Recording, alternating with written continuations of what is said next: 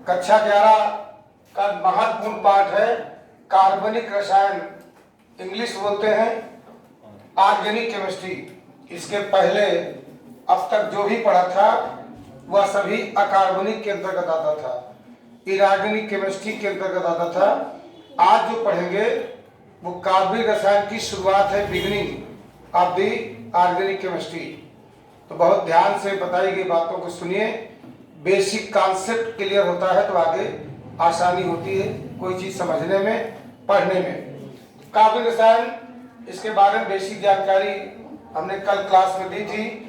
एक बार पुनः ध्यान से आपको सुनना है और गौर से ध्यान से सुनने के बाद जो भी हम बोर्ड में लिखते हैं इसको अपने नोट्स कॉपी में लिखते जाना है। बताया था शुरू में, प्रारंभ में 1815 में वैज्ञानिकों का मानना था, खास करके बर्जीलियस का, कि कार्बनिक यौगिक केवल सजीव बना सकते हैं। कार्बनिक यौगिक केवल जंतु और पौधे ही बना सकते हैं और प्राकृतिक रूप से ही प्राप्त किए जा सकते हैं। इन्हें हम अप्राकृतिक रूप से नहीं प्राप्त कर सकते, ऐसा मानना था बर्जीलियस का। और इस कथन के साथ उन्होंने एक सिद्धांत दिया था जिसे जैव शक्तिवाद के नाम से जानते हैं, वाइटल फोर्स थ्योरी। इस सिद्धांत के अनुसार उन्होंने बताने का प्रयास किया कि कार्बनिक यौगिकों को प्रयोगशाला में नहीं बनाया जा सकता, कार्बनिक यौगिक केवल सजीवों से प्राप्त होते हैं और दुनिया में सजीव या तो जंतु हैं या तो पौधे हैं। उन्होंने इस सिद्धांत को जैव शक्तिवाद के नाम से दिया और बताया जैव शक्तिवाद क्या है। A force necessary for life and is presently in living organism. केवल लिविंग ऑर्गेनिज्म में ही जैव शक्ति होती है। उनके अनुसार प्रयोगशाला में कार्बनिक यौगिक किसी प्रकार से बनाए नहीं जा सकते। लेकिन बर्जीलियस के इस सिद्धांत, जैव शक्तिवाद सिद्धांत के बाद बर्जीलियस के एक शिष्य जिनका नाम ओहलर था, ओहलर ने सबसे पहले अमोनियम साइनेट को गर्म कर दिया और यूरिया का निर्माण कर दिया, NH2CO NH2। यह क्रिया जो हो रही है यह है अमोनियम साइनेट। और जब इसको गर्म किया तो परमाणुओं का रीअरेंजमेंट हो गया और इसके परिणाम स्वरूप यूरिया बन गया। इस तरह से यूरिया सबसे पहला कार्बनिक यौगिक है जिसे प्रयोगशाला में ओहलर के द्वारा बनाया गया और इसी के साथ कार्बनिक रसायन की शुरुआत हो जाती है। ओहलर के बाद सन 1845 आगे इतिहास बढ़ता गया। ये ओहलर ने 1828 में यूरिया का निर्माण प्रयोगशाला में किया था। यहीं से प्रयोगशाला में कार्बनिक यौगिकों के निर्माण की श्रृंखला, लैब मेथड प्रारंभ हो गए। अर्थात कार्बनिक यौगिकों को प्रयोगशाला में बनाया जाने लगा 1828 से। उसके बाद तो फिर कई सारे वैज्ञानिक आ गए जिन्होंने अनेक प्रकार के कार्बनिक यौगिकों का निर्माण प्रयोगशाला में किया। सबसे पहले आते हैं 1845 में, वैज्ञानिक का नाम है कोल्बे। 1845 में एक वैज्ञानिक आए, कोल्बे। इन्होंने कार्बन, हाइड्रोजन और ऑक्सीजन इनकी आपस में क्रिया कराई और आपस में क्रिया कराने के बाद एसिटिक एसिड का निर्माण किया। इन्होंने एसिटिक एसिड का निर्माण किया। इस तरह से यह अगला कार्बनिक यौगिक था जिसे कोल्बे ने 1845 में एसिटिक एसिड निर्माण करके एक नया कार्बनिक यौगिक और बना दिया। उसके बाद फिर ये कार्बनिक यौगिकों के निर्माण की श्रृंखला लगातार चलती रही। बाद में फिर 1800 1856 में 1856 में बर्थेलो एक वैज्ञानिक हुए। बर्थेलो ने कार्बन और हाइड्रोजन के संयोग से मीथेन गैस का निर्माण कर दिया। इस तरह से कार्बन और हाइड्रोजन के संयोग से मीथेन प्राप्त कर ली।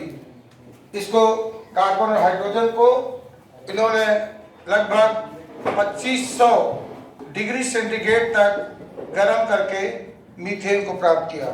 इस तरह से सन 1815 से इतिहास शुरू होता है और 1856 तक लगातार अनेक रासायनिकों के द्वारा कार्बनिक यौगिकों का निर्माण किया जाने लगा।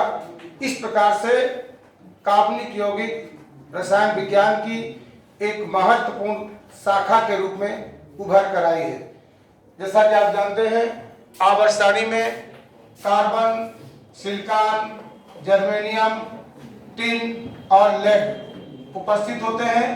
इसमें से यही कार्बन जिसका परमाणु क्रमांक 6 और परमाणु भार 12 होता है। इस परमाणु क्रमांक 6 का इलेक्ट्रॉनिक विन्यास करिए 1s2, 2s2, 2p2 अर्थात बाहरी कक्षा में 4 इलेक्ट्रॉन होते हैं। इस प्रकार से कार्बन एक टेट्रावैलेंट एटम 4 संयोजकता वाला परमाणु होता है। अब लगातार कार्बनिक यौगिकों का निर्माण होने लगा और कार्बनिक रसायन विज्ञान की एक महत्वपूर्ण शाखा के रूप में बन गई। तो इसको कहा जाए कि कैसे परिभाषित करोगे, how to define organic chemistry. कह सकते हैं कार्बनिक रसायन विज्ञान की वह महत्वपूर्ण शाखा है जिसके अंतर्गत हम कार्बन और कार्बन से मिलकर बनने वाले यौगिकों का अध्ययन करते हैं। कार्बनिक रसायन कहलाती है रसायन विज्ञान की वो शाखा जिसके अंतर्गत हम कार्बन और हाइड्रोजन से मिलकर बनने वाले या कार्बन से मिलकर बनने वाले यौगिकों का अध्ययन करते हैं। कार्बनिक रसायन कहलाती है। वैसे कार्बन के साथ हाइड्रोजन भी होगा, तो जब कार्बन और हाइड्रोजन मिल जाए तो हाइड्रोकार्बन बन जाता है। इस प्रकार से कार्बनिक रसायन इतनी महत्वपूर्ण शाखा के रूप में उभर कर सामने आई। तब से लेकर आज तक 10 लाख से भी ज्यादा कार्बनिक यौगिकों का निर्माण किया जा चुका है। अब जीवन का प्रत्येक क्षेत्र, कोई भी क्षेत्र ऐसा नहीं है जिसमें कार्बनिक रसायन अपना महत्वपूर्ण योगदान न करती हो। बताया था कार्बन और कार्बन से मिलकर दसियों लाख कार्बनिक यौगिकों का निर्माण अब तक किया जा चुका है। इस कारण से कार्बनिक रसायन विज्ञान की एक महत्वपूर्ण शाखा के रूप में आपके सामने उभर कर आई है। कार्बनिक यौगिकों की संख्या लगातार बढ़ती क्यों जा रही है, यह भी अध्ययन का विषय है। जैसा कि आप जानते हैं कार्बनिक यौगिक लगातार क्यों बढ़ते जा रहे हैं, तो उसका कारण है कार्बन का अपना महत्वपूर्ण गुण। सबसे महत्वपूर्ण गुण कार्बन का आता है।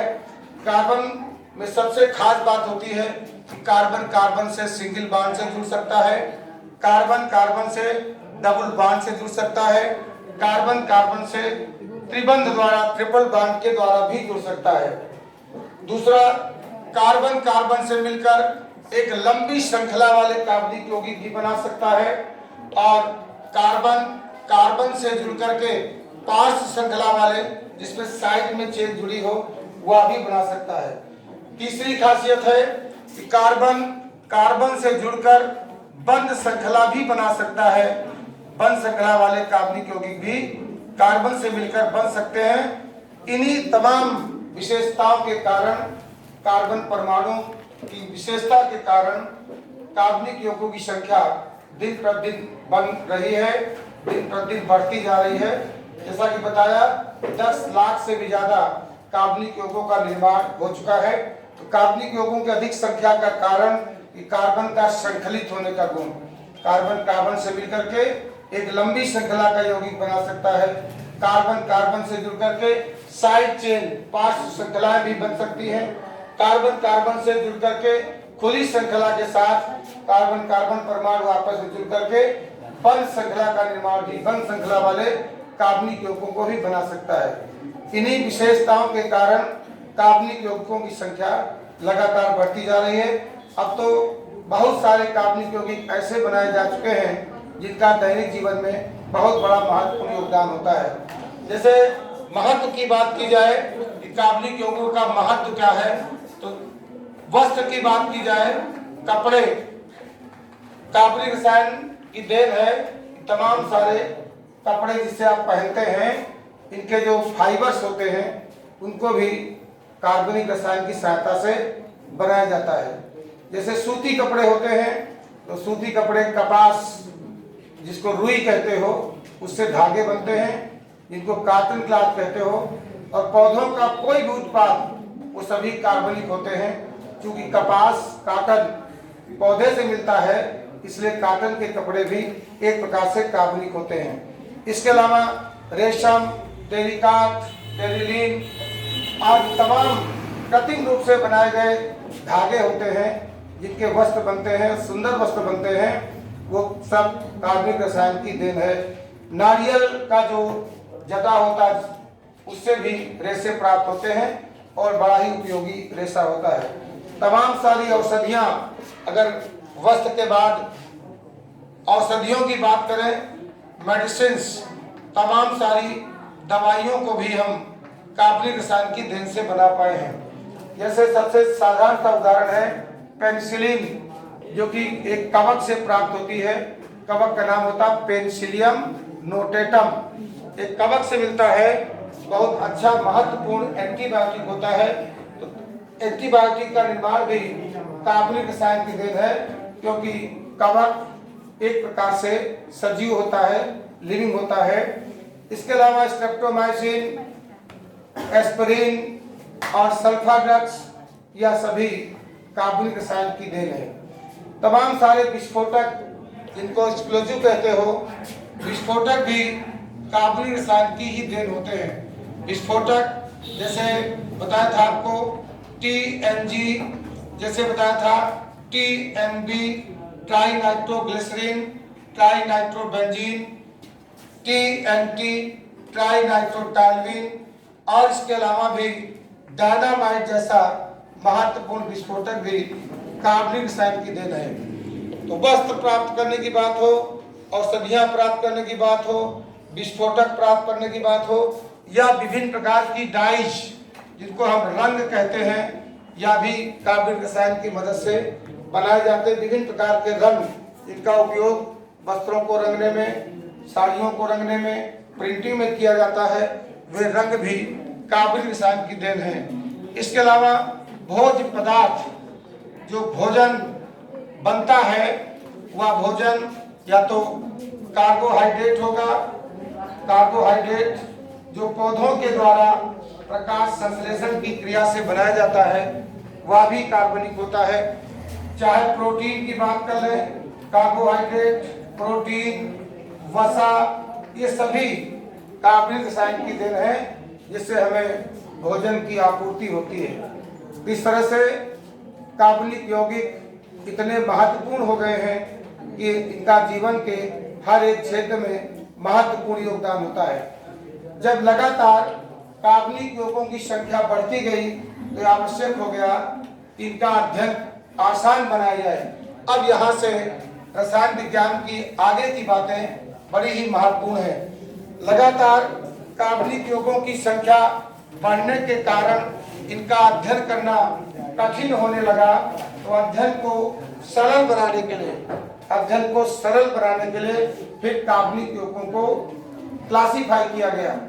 जैसे अध्ययन करना कठिन हो जाता है, तो अध्ययन को आसान बनाने के लिए वर्गीकरण किया जाता है। इसी कड़ी में फिर अध्ययन को सरल बनाने के लिए कार्बनिक यौगिकों का वर्गीकरण किया गया। Classification of organic compounds. यहाँ से आपको सारी बातें नोट करना है और समझना है। कार्बनिक यौगिकों का वर्गीकरण, क्लासिफिकेशन ऑफ ऑर्गेनिक कंपाउंड। बहुत ध्यान से एक एक बात को समझना है, ताकि आपको रिवीजन करने के बाद पूरा बेस तैयार हो जाए क्लासिफिकेशन ऑफ ऑर्गेनिक कंपाउंड, कार्बनिक यौगिकों का वर्गीकरण हमेशा अध्ययन को आसान बनाने के लिए किया जाता है ताकि इनका अध्ययन आसान हो जाए।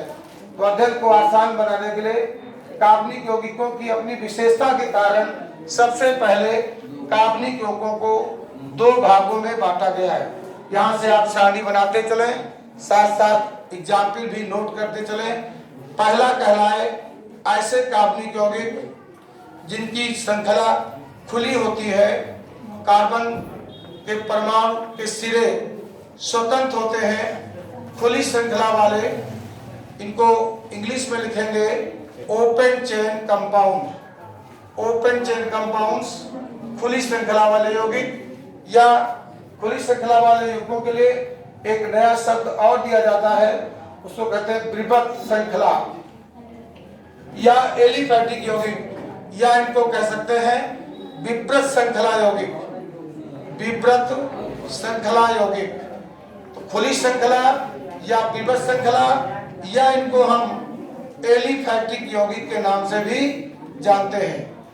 ऐसे कार्बनिक यौगिक जिनमें कार्बन परमाणु के सिरे स्वतंत्र होते हैं, कहीं से बंद नहीं होंगे, सिरा हमेशा स्वतंत्र रहेगा, जैसे मेथेन, जैसे एथेन, जैसे प्रोपेन, जैसे ब्यूटेन, जैसे पेंटेन, ये सभी ऐसे कार्बनिक यौगिक हैं जिनमें कार्बन के सिरे स्वतंत्र होते हैं। एक कार्बन हो तो उसको मेथ, दो वाले को एथेन, तीन वाले को प्रोपेन, चार वाले को ब्यूटेन और 5 कार्बन श्रृंखला वाले को पेंटेन, 6 वाले को हेक्सेन।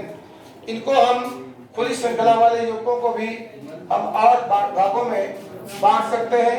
खुली श्रृंखला में जैसे सबसे पहला कह सकते हैं अशाखित और दूसरा शाखित, इसको भी दो भागों में बांट सकते हो, अशाखित और दूसरा शाखित।